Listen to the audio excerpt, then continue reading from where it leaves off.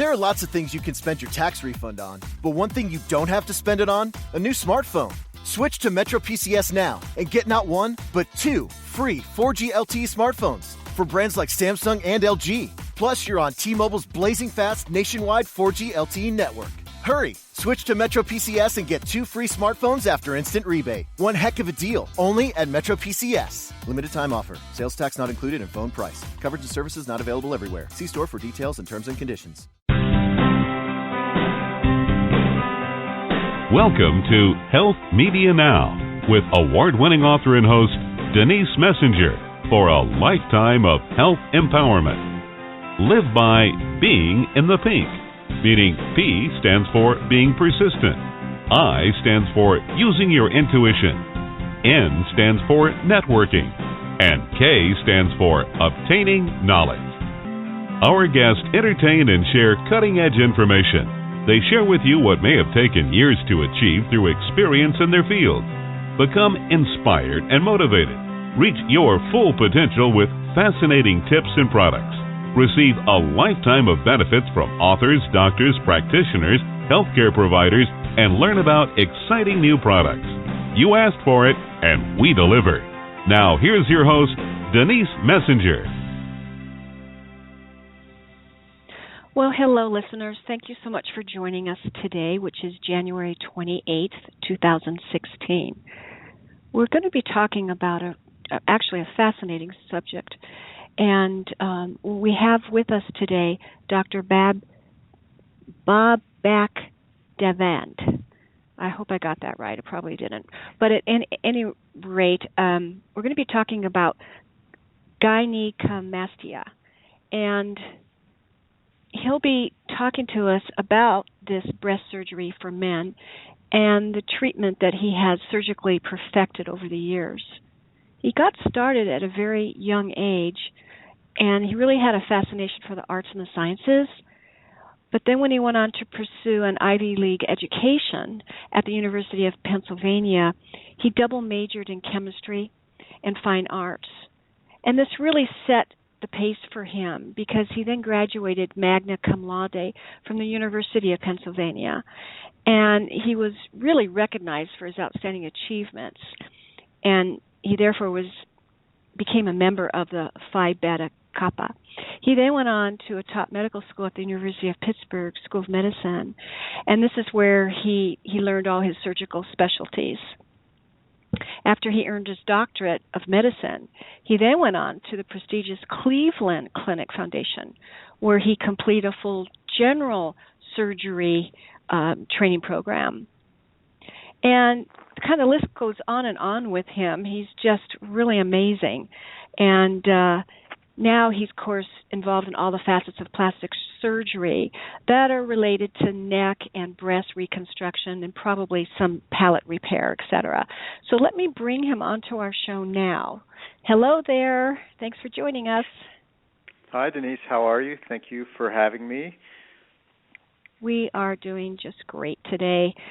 Again, I want to thank you so much for taking time out of your busy day. You probably hop from one surgery to the next, I would assume.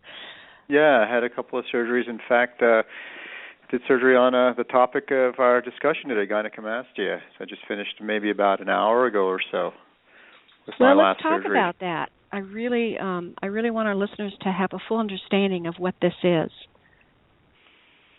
Yeah, so it's interesting. It's one of these areas of plastic surgery that I devote a significant amount of my practice to, and it's really an under kind of recognized facet of plastic surgery. Really, anything related to men and plastic surgery is typically under recognized. But essentially, gynecomastia, what it means, it actually comes from Greek words, gyne and mastia, which refers literally to a female breast. And so in men, you can understand that would not be ideal, and it just means any male chest that has the shape or look of a female breast. And my kind of evolution into becoming quite a specialist in this field kind of took on maybe about 5-6 years ago, and I I was having discussions with other, patients of mine, male patients, who were coming in for other things, whether it was facial, surgery, whether it was liposuction, whether it was injectables. And, a few of them started mentioning their chests, and it was interesting to me.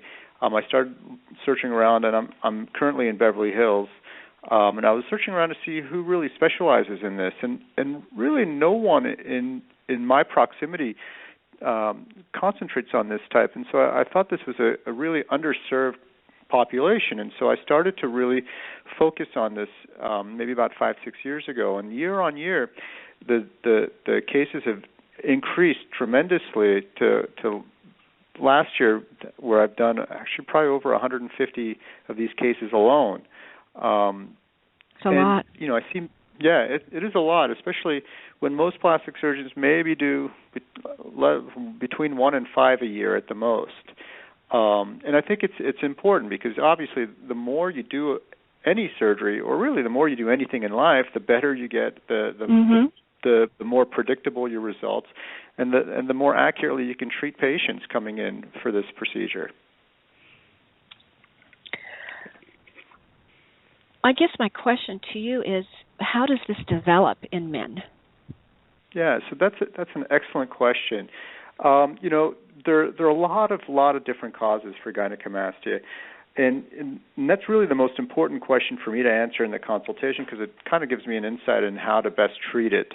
And I always tell guys, you can't do the same surgery on everybody and get consistent results. And so I ask a lot of questions about different medications, family history, whether they're taking anything, as far as steroids or growth hormone, whether they have any history of different tumors, such as testicular tumors, thyroid conditions. There's a whole list of things. But I'll tell you this. In my practice, there are two main causes of gynecomastia which causes men to come to me. One is using steroids or pro-hormones or testosterone boosters. Again, being in Los Angeles, there's a lot of people that are very much into fitness, and so that's one. But I think even more common than that is something I term physiologic gynecomastia. And really what that means is that, there are 3 times in a man's life where we're susceptible to having gynecomastia. One is when we're first born, and that's because we still have our mother's hormones still circulating in us, and that's why you see a lot of newborn baby boys with little boobs, and then by the time they're 2 or 3, they're pretty flat. And then another time is the other end, when we're in our 50s, 60s. In some men, the testosterone level just naturally can start to decrease and cause a hormone imbalance. But by far and away, the most common time is during puberty. And some studies show that up to 60% of boys going through puberty get some form of gynecomastia. And, I see a lot of teenage boys in my practice, and I ask them one thing. It's, how long have you had it? And the reason why I ask them that is because in a majority of these boys going through puberty, over 98%, it goes away after 2-3 years. And so if they haven't had it for that long, there's no need to operate, because you'll be doing a lot of unnecessary operations. And a lot of boys literally grow out of it. One of my kids, one of my sons had it when he was, going through puberty, and he grew out of it after a couple of years. And so it's a very common thing during that age. But there are a lot of kids that I see that have had it for 3, 4, 5 years, and they're still in their teens and they're in high school. And because I have so much experience with this surgery and with this disorder, I do take on those cases, even when they're 16 or 17, where a lot of plastic surgeons would not, because they maybe don't do enough, and they just say, wait till you're an adult. And I think really, Denise, the problem is when you're a teenager and you're dealing with this. I mean, we've all been teenagers, and it's hard enough to be a teenager and getting through all the kind of like the social, the social stuff with being a teenager. And I think having gynecomastia and, with bullying being such an issue, it's really important to treat these teenage guys who are coming in as individual cases, and not just throw them into a lump and say, just wait till you're an adult to treat this. If they've literally had it for over 3-4 years, it's not going to get, and there's no other underlying cause, There's no reason to wait until they're 20, 22, and why put them through that psychosocial kind of stress that they're dealing with, carrying this around and being teased. I do these surgeries if they meet those criterion of having it at least 3 years and having a normal hormone panel and no other causes of it. Yeah, I was going to ask you if their hormone panels were normal. Yeah, and I don't get hormone panels on every guy who comes in my office. There's certain questions that I ask during the consultation that'll raise a little bit of a red flag. Things that might trigger me thinking that they have a low testosterone level, or just the way they look. Sometimes they may have a more feminine look, or if they're complaining of some type of drainage from their nipple, especially milky type of drainage. That'll stimulate me to get a hormone panel. But typically in teenage boys, I am a little bit more likely to get a hormone panel, even if they don't answer yes to any of those questions, just to make sure, because they are minors. You want to make sure when you're operating on a minor that you've crossed out every other thing that could potentially be a cause of their problem before you take them to the operating room. Oh my goodness! Have you found any medications that can help with it rather than have surgery? Yeah, so that's also an excellent question, because obviously, I'm a surgeon, and, surgeons love to operate, right? But most patients don't like surgery. And so one of the things that people always ask me is that, is there a supplement or is there anything that I can take that can potentially get rid of it? Now, there are certain medications that can reduce it in some men, but there's no single medication that can completely treat and correct gynecomastia in everybody, in a predictable manner. There's some medicines like tamoxifen or clomiphene can act as estrogen blockers, or and there can be partial correction, but studies have been done putting men on tamoxifen, for instance, but in those studies they found that a large proportion of them did not get complete correction, and they had to be on the medication for a long term. And so medications really aren't the way to go if you have true gynecomastia. And I guess we have to talk about what's the difference between true gynecomastia and pseudo gynecomastia. Yes, because there is a difference. Yeah. So to kind of make it easy for the listeners to kind of visualize, even though this is a radio interview, there's two types of tissue in every man's chest, really in every woman's chest too, but two types. There's breast tissue, otherwise known as glandular tissue, and then there's fatty tissue. And so true gynecomastia, we pretty much refer to having an excess of breast tissue. Now, some of them may have excess fatty tissue as well, but it's really that breast tissue that's in excess. Whereas pseudo-gynecomastia means that they have a normal amount of breast tissue, but they have a lot of fatty tissue. And typically you see these in guys who are just overweight. Now, the chest can still look kind of feminine, even with pseudo-gynecomastia, but typically when I see guys who have just a lot of excess body fat and a lot of fat on their chest, I tell them that, we can do surgery, but you may consider doing, a non-surgical route like diet and exercise. And chances are, if you lose enough weight and get to a normal, healthy weight, your chest will get better too. That being said, for true gynecomastia, there's nothing other than surgery that really will treat that in a predictable and accurate manner. You have to remove that glandular tissue. You have to cut it out.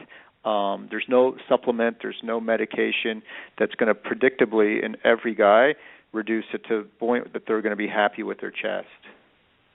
What, if you were to look at the tissue, does it look different from the fatty tissue, the glandular versus the fatty? Yeah, so not only does it look different, it feels different too.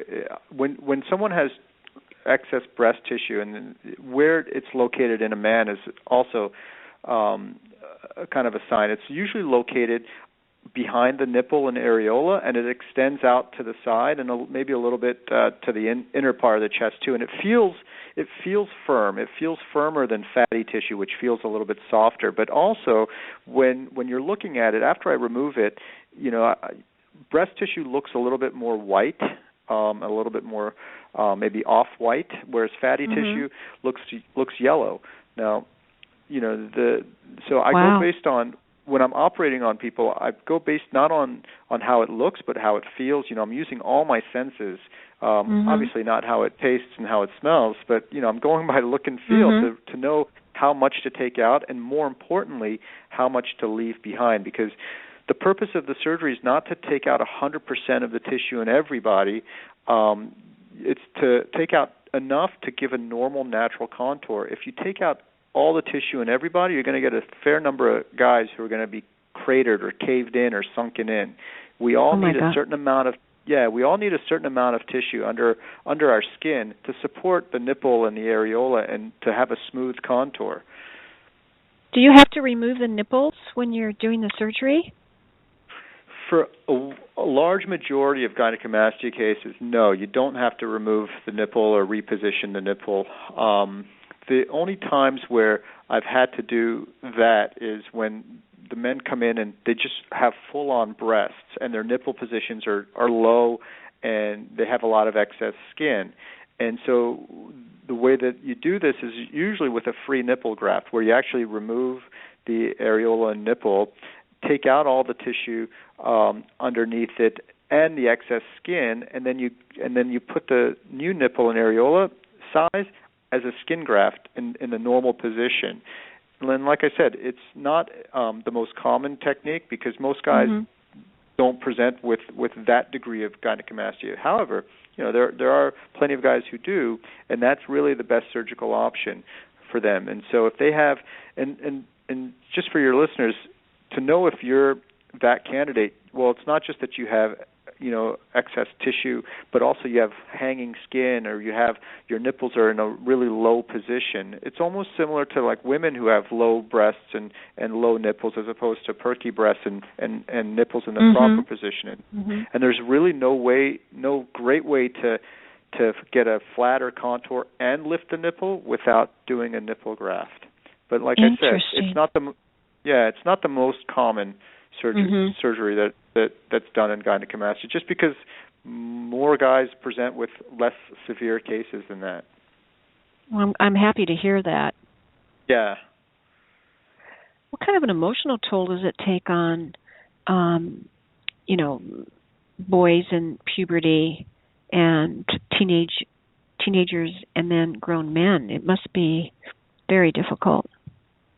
Yeah, I mean, that's, I'm glad you actually mentioned that, because I think this is one of the things is, as I've become more and more focused on gynecomastia, I've seen kind of like the psychology and the emotional impact of this on guys of all ages. And obviously, like the teenagers, you don't have to have gynecomastia to have a lot of emotional stress as a teenager, right? There's plenty of reasons to have stress and, social cliques, and is this person my friend, or why isn't that person my friend? But imagine, gym class, or you're doing sports, or you have to play shirts versus skins, or even you're invited to a pool party, and you're those sorts of simple things that most guys take for granted. Teenagers who have this, they have to hide behind, and it carries into adulthood. I mean, one of the things that never ceases to amaze me is the lengths that this can affect a guy's life. Anything from how they sit, they tend to sit with their, slouched, with their shoulders slouched forward, to the outfits that they wear. Rarely are you going to see a guy wearing a tighter shirt. They're not. They tend not to want to wear lighter colors. Most of these guys are wearing darker colors because it hides it well. They wear multiple layers. Some of them wear compression shirts like Under Armour. And, the saddest thing, and I remember there was one guy who I remember in particular, it was maybe like July or August one year, and he was coming in for a consult, and I it was maybe about 90 degrees and 95 in Los Angeles, and it was time to do the examination, and he got up and he literally took off 4 layers of shirts. He had an undershirt, another T-shirt, and then a long sleeve shirt, and then a jacket. And I thought to myself, like, this is what he has to do just to leave the house to feel comfortable in his own skin, and how uncomfortable he must be living in a 90-degree, weather, and having to do that just to kind of hide this thing that's so easily correctable with surgery. And so it's not just the impact on your daily life as far as what you wear and maybe where you go, but also like on a personal level. A lot of these guys say they feel uncomfortable having personal or physical relationships with their partners. Some of them they've never taken their shirts off in front of their partners, and it really can have a wide-reaching impact on these guys. And it's not just a physical thing. There's a lot of emotional impact as well, and the self-esteem and self-confidence. And I tell these patients, I say, look, I know I've done my job when you can leave your house without thinking about your chest. That's how I know I've done my job. And then when they come back for their 3, 6 month, 1 year follow-up, I ask them, I'm like, do you think about your chest when you leave the house? He's like, no. And that's all the satisfaction in the world for me as a surgeon, when I can give them back something that most of us take for granted. What's involved in the actual surgery itself? And let's talk about recovery time and possible scarring. Right. So the surgery that I do, it depends really on what I'm treating. So I'll give you a couple of examples. Okay. Number one, say a guy comes in and he's pretty fit or very lean, and he doesn't have any fatty excess tissue. It's just breast tissue that's causing the problem. And so in those cases, liposuction is not going to help at all. I've seen guys go ahead.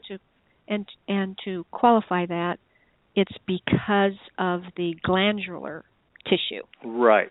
So liposuction literally means sucking out fat. And so when you have breast tissue, and just like I described before, breast tissue is this thick, white, kind of rubbery tissue, and it doesn't suck out. You can't really suck it out through a little liposuction cannula. You might be able to break it up, but it doesn't suck out. And so, when I see these types of patients who have just this breast tissue, their treatment is to have it cut out in a very precise fashion. So sometimes I do these under local anesthesia. Sometimes I do this under anesthesia where they're asleep. Depends on the size. But what it involves, it's an outpatient surgery. It takes between 1 to 3 hours, depending on the size and the extent of it. And I go in, and if you think of the areola as a clock, I make an incision from like 4 o'clock to 7 o'clock, and I go in and I very carefully separate that breast tissue excess from the rest of the structures, the muscle and the surrounding fat, and I remove as much as I think needs to be removed without causing any cratering or denting in. And then I go back in and I feather everything out, to make sure there's a smooth transition between the rest of the chest and the area where the excess breast tissue was. And then I close and I put them in a compression vest, and they go home the same day.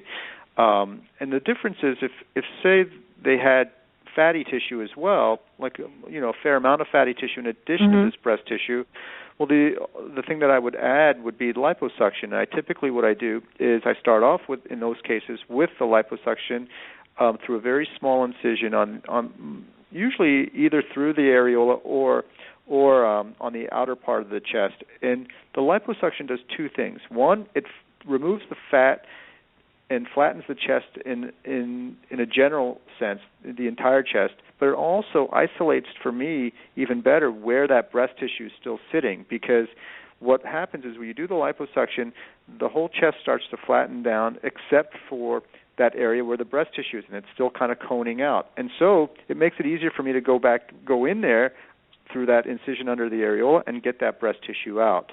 But they, same thing, they have compression vests, and that kind of leads a little bit more into the recovery. And the recovery, for me, is non-negotiable. It's very important. It's not just the surgery. They have to have a certain amount of time carved out after the surgery to be able to recover. And usually what I tell guys is, I don't want them exercising or doing any strenuous activity for about 4 weeks, maybe a little bit longer if they have had more tissue or more work done. And I want them to wear a compression vest for about that same period of time.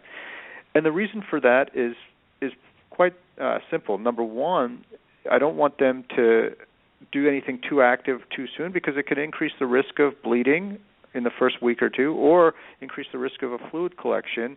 But more importantly, it'll increase the risk of just swelling. Every surgery is associated with swelling. And so you don't want to do things that are too active to promote even more swelling. And that's what the compression vest helps with, too. It keeps that swelling down so that skin can tighten up, a lot faster. With I've heard from other plastic surgeons that often they'll tell their patients to drink pineapple juice and to take anti-inflammatories. Yeah, I mean, there's, you'll ask 10 plastic surgeons, you'll get 10 kind of recommendations on how they do their post-op care. I think the pineapple juice helps with maybe reduction of bruising after surgery. There are other things you can take, like bromelain. Vitamin C is helpful in the healing process. I'll be honest with you, I don't see very much bruising in my patients at all. And so I don't make it mandatory that they drink pineapple juice. I do recommend that they take vitamin C. I think it's helpful, but it's not essential for this surgery. And I think the most important thing is just to to take it easy, but not to just lay in bed the whole time. This is not one of those surgeries where you're going to be down and out for a week or two. You'll be fine to get up and walk the same day. Most guys, if they work desk jobs where they're not doing heavy lifting, they go back to work in 3-4 days. They're off their pain medications after 3 days. And it's one of those surgeries that a lot of guys tell me, I thought it was going to hurt a lot more, and it doesn't, especially when you're cutting out breast tissue. Cutting out breast tissue rarely hurts. Liposuction, they might be a little bit sore, but after a couple of days, they're doing just fine, and that's the majority of patients feel that way. It's not the exception. That's pretty much the rule. Well, that's really good to know. Yeah. Yeah, I think it's one of those things. I mean, guys, we try and act tough, but really, women are the stronger sex, and so a lot of guys, they're nervous about how much it's going to hurt, and I tell them, I said, look, in my experience, most guys, they're off their pain medication after a couple of days, and they're driving after 3-4 days once they're off their pain medication, and they're back to work if they're working, a desk job, and they don't believe it until they go through that same experience themselves. And then the other thing I'll tell you, Denise, the other thing that guys are always nervous about is the incisions. How are the incisions going to heal? They're very paranoid or nervous about poor scarring or noticeable scars. And what I tell them is, listen, in my practice, I've never had to revise one of my own incisions. I think partly it's because my technique is very good, but also where that incision is placed, right at the junction of the areola and the normal skin, it camouflages very well. It doesn't matter what ethnicity someone is, your areola is always going to be a different color than your native skin. And so when you place that incision right at that junction, it tends to heal very well. Now, where's that located? The areola. So, yeah, the areola is, well, we all have it. You have a nipple, and then the nipple sits on this brown circle called the areola. Oh, it's the brown circle. Yeah. Gotcha. Well, in some people it's not as brown as in others, but it's that darker circle. Gotcha. And the nipple usually sits right in the middle of it. So when you put the incision right at the bottom part of it, on the border of the areola and the skin, it hides very well and has nothing to do with how much hair a guy has on his chest. I do this on guys with no hair on their chest. I don't use the hair to hide the incision. And so guys are pleasantly surprised. And I show them in the consultation, I show them multiple examples of the incision super close up, and they're pretty surprised how well it heals until they see it on themselves, and then they're like, wow, he was right. He knew what he's talking about. So I imagine in your area of expertise you see patients that have had poor surgery results from other surgeons. Yeah, I mean, I think, whenever you do a lot of one surgery, you also start seeing, the patients who need a revision of that surgery. Thankfully, in my practice, I don't do very many revisions of my own surgery, but sure, I see a lot of revisions coming in who've had the surgery once, twice, sometimes even 3 times somewhere else. And typically they fall into a couple categories. Number one, it's either too much was taken out or not enough was taken out. And they both present their own challenges. Obviously, if not enough was taken out, that's a little bit more straightforward. You go in and yes. you can remove more, right? Yes. The issue becomes when too much is taken out and they're sunken in. And I've seen some really, really challenging cases where, there are different options in these cases. The best option is if you can use the fat that's still remaining in other parts of their chest and kind of rotate it into the place where it's where it's kind of caved in, kind of like I call it a fat flap. But the problem is a lot of these guys who are sunken in, they also tend to be low body fat, or they tend to be pretty lean in their chest, and they don't have a lot of fat in their chest to kind of take from one place and put it in another. And if you do, then you're going to cause a little bit of sunken in where you took the fat from. So another option is to do what's called fat grafting, which basically means taking fat from another part of the body, either the belly or the love handles, and then processing it in the operating room, washing it with antibiotic solution and so on, and then injecting it very carefully into the areas that are fat deficient. And what I tell guys is that, this technique does work in my hands. I've had pretty good success. However, I tell guys that it may require more than one attempt, depending on how sunken in they are when they first come to see me. I always try to overcorrect when I'm doing that, meaning I put more than I think they even need, because I know that some of it's going to go down. The body's going to burn some of it off, and so it's one of those that's where kind of like that fine arts background that you were referring to earlier in the piece comes into play. You have to.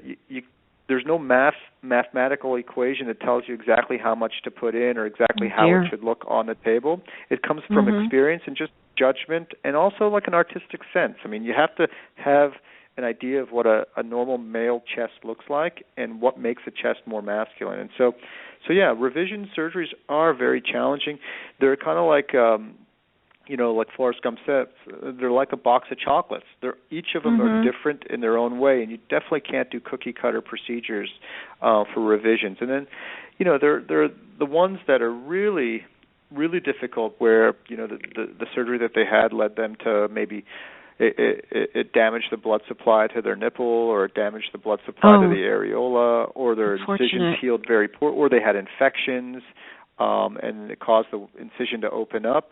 Those can become more challenging, but still very fixable if done correctly and with a sound surgical plan. And so, yeah, I mean, part of the things that I do, I would probably say in my practice, about 20% of what I do is revision gynecomastia.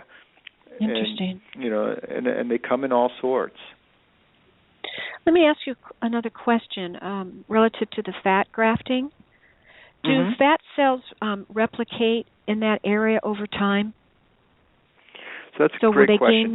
Will they gain more volume or not? So fat cells are unique in the human body in that we have a certain number of fat cells in any given place, and we don't grow new fat cells, meaning that when we gain weight, it's not that because we're developing more fat cells, it's because the fat cells that we have are expanding. So fat cells have this amazing capacity to expand and shrink, and so when we lose weight, those same cells are shrinking. And so when you graft, so when you're doing fat grafting, where you're taking fat from somewhere and you're injecting it into the chest, the most important thing is for those fat cells that you're injecting to get blood supply into them within the first day or two, okay? That's what's going to keep them alive.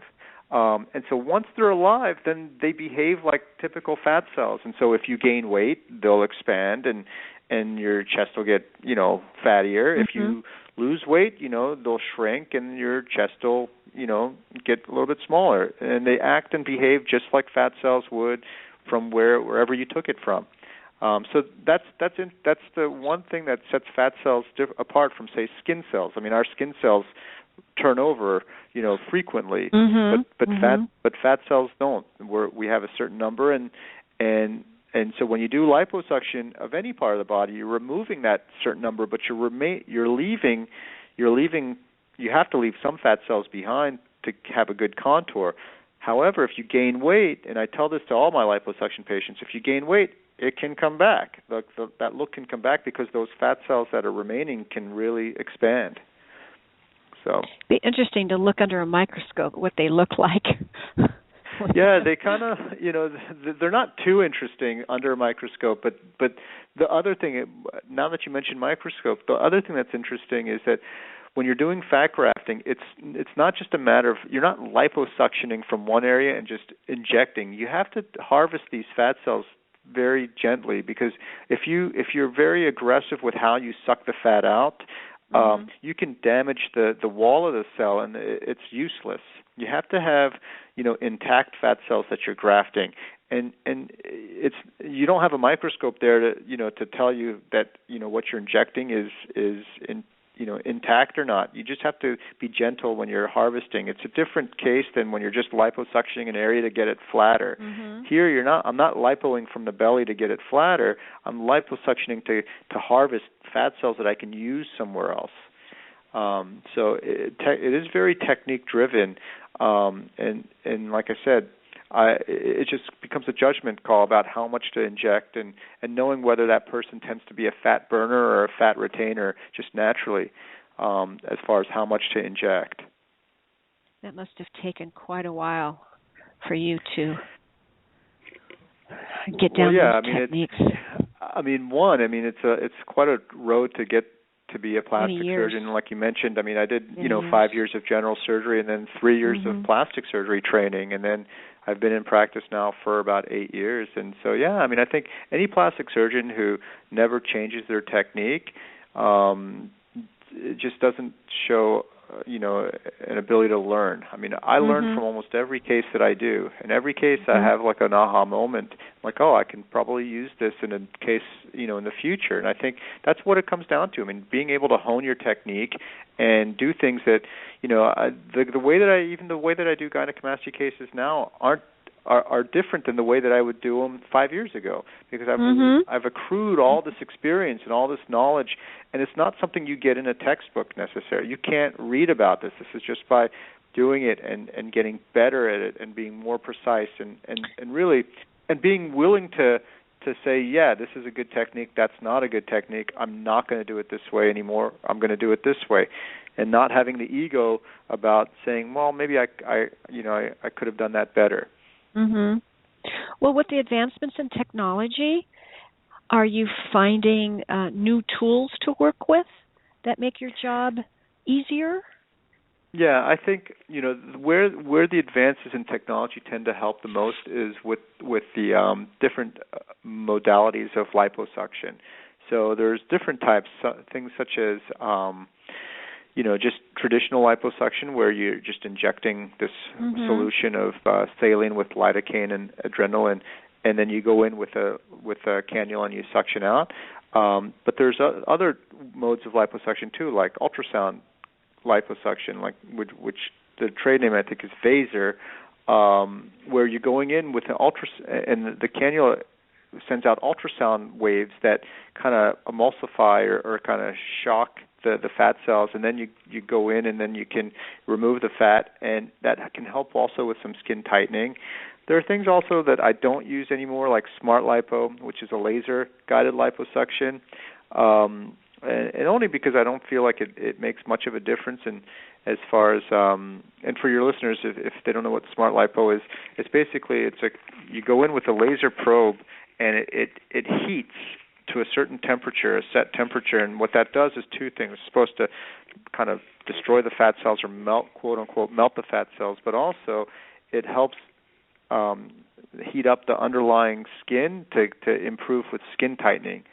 I just don't find that in most guys it's necessary, and there's a little bit of risk as well with it, and so I don't do that anymore. But I think for some guys, ultrasound guided liposuction is helpful, because some guys have just really fibrous-y fat in their chest that traditional liposuction can't get. But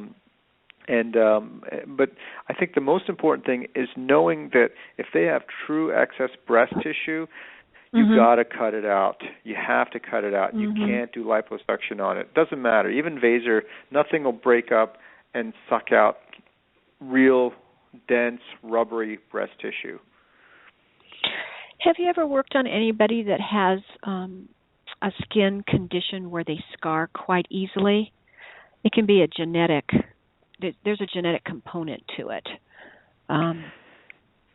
Yeah, I mean, I think, do you mean as far as like developing keloids or hypertrophic scars? Yes. Like in other parts of the body? Yes. Yeah, I mean, I think a lot of African Americans who come in to see me, that's their number one concern is, oh, am I going to keloid here? And listen, I've knock on wood, I've never had an issue with that type of healing in any of these surgeries. I think it's one of those things. It just depends. If I had a patient who came in and I saw that everywhere on their body that they even had a scratch or a cut, it formed in a huge keloid, I'd probably tell them that, look, there's a much higher chance that you might keloid your incisions, and whether, and you have to weigh the risks of that versus the benefit of having a flatter, more contoured chest. Because at the end of the day, if you do have a keloid and you have a great chest, well, that keloid scar is going to detract from it, and you're still not going to want to take your shirt off. Fortunately, I haven't come across that situation, but the treatment of keloids is kind of tricky because you can inject them with steroids, you can cut them out. The most I guess aggressive treatment is radiation, which can help. But a lot of these, like you said, it has a hereditary component. And the problem with keloids is when you treat them, almost half of them come back in almost half the cases. And so, like I said, fortunately, I haven't had to encounter that in someone who has active keloids.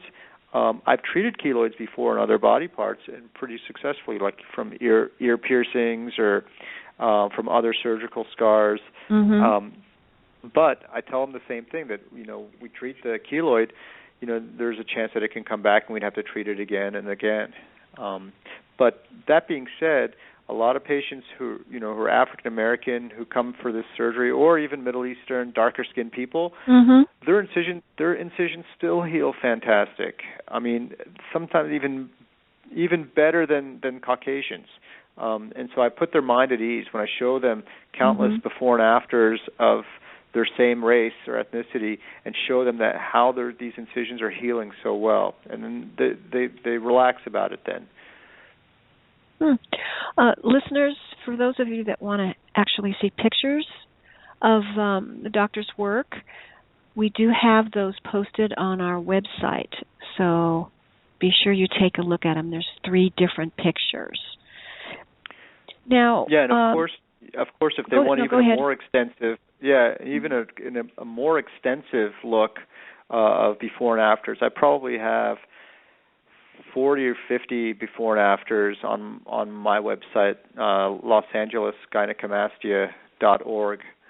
And the other site is just my name, Dr. Dadvand, plasticsurgery.com, and that's Dr. Dadvand. And there are pictures on both of those sites. And just to get, because a lot of guys, when they come in and want to see pictures, well, obviously they want to see pictures of chests that look kind of like theirs beforehand. So I put a huge variety, whether it's one-sided gynecomastia, a little bit older age, teenagers, bodybuilders, all the whole gamut. So people can say, okay, that's my chest, and that's how it can look after.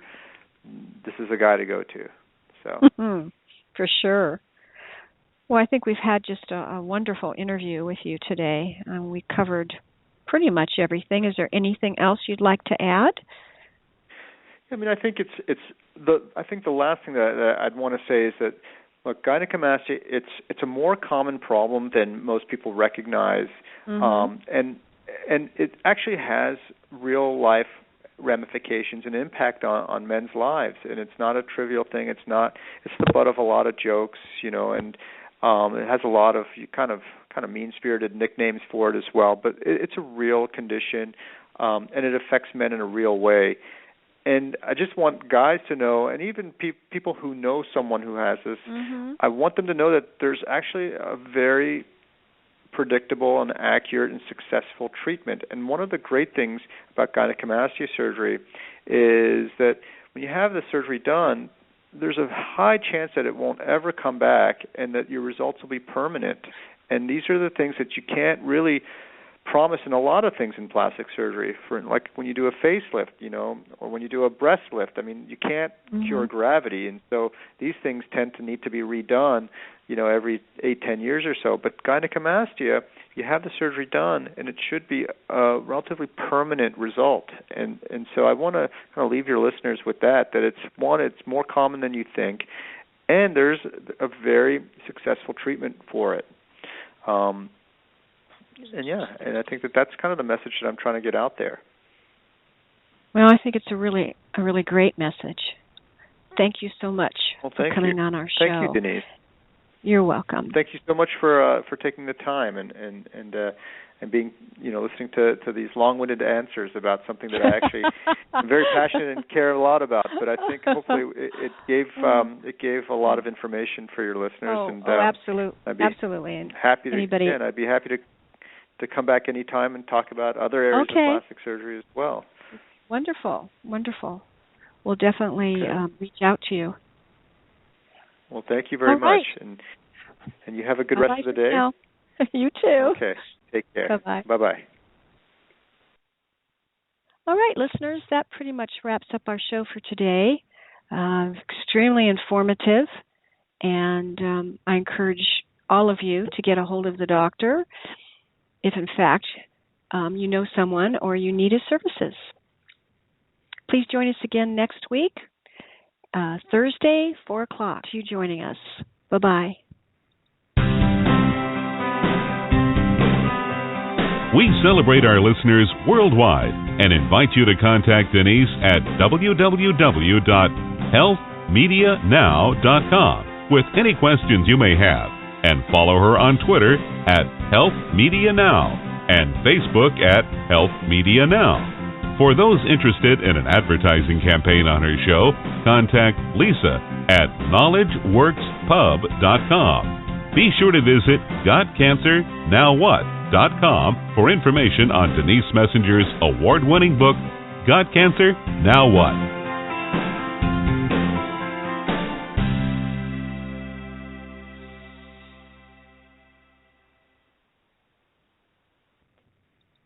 There are lots of things you can spend your tax refund on, but one thing you don't have to spend it on, a new smartphone.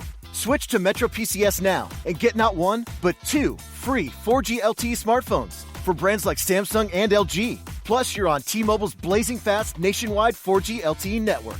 Hurry! Switch to Metro PCS and get 2 free smartphones after instant rebate. One heck of a deal, only at Metro PCS. Limited time offer. Sales tax not included in phone price. Coverage and services not available everywhere. See store for details and terms and conditions.